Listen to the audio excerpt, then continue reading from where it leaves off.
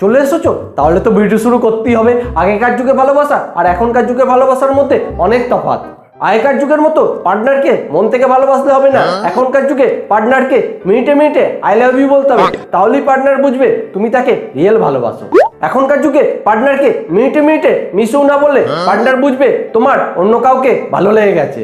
এখনকার যুগে তুমি তোমার গার্লফ্রেন্ডকে যদি দামি গিফট না দাও তাহলে তুমি তোমার গার্লফ্রেন্ডকে ভালোবাসো না।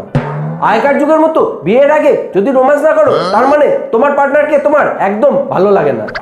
আগেকার যুগে বাবা মা আগে তারপরে প্রেমিক প্রেমিকা, কিন্তু এখনকার যুগে প্রেমিক প্রেমিকা আগে তারপরে বাবা মা। আগেকার যুগে প্রেমিক প্রেমিকা বিয়ের পর বাচ্চা হলে তাদের নাম ঠিক করতো, কিন্তু এখনকার যুগে প্রেমিক প্রেমিকা দুদিন প্রেম করার পরই তাদের বাচ্চাদের নাম ঠিক করে ফেলছে।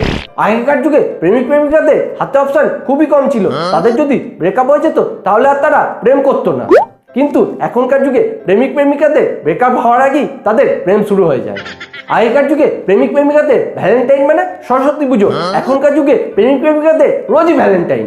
আগেকার যুগে ভালোবাসা বাড়তো দুটো মিষ্টি কথা বলে, এখনকার যুগে ভালোবাসা বাড়ে ঝগড়া করে। আগেকার যুগে বউয়ের রাগ ভাঙানোর জন্য চপ মিষ্টি সিঙ্গারা এইসবই যথেষ্ট ছিল, কিন্তু এখনকার যুগে বউয়ের রাগ ভাঙাতে গেলে দামি কিছু গিফট নিয়ে আসতেই হবে। আগেকার যুগে বউকে 2-3 বছর পর স্টুডিওতে নিয়ে গিয়ে একটা ছবি তুললেই বউ খুশি হয়ে যেত, কিন্তু এখনকার যুগে বউকে মিনিটে মিনিটে ছবি না তুললে বউ খুশি হয় না। ভিডিওটা এখানেই শেষ করলাম। ভিডিও শেষে ক্রিয়েটারকে খুশি করতে কি করতে হয় তোমরা সবাই জানো, তাই করে দিও। আর সবাই খুব ভালো থেকো।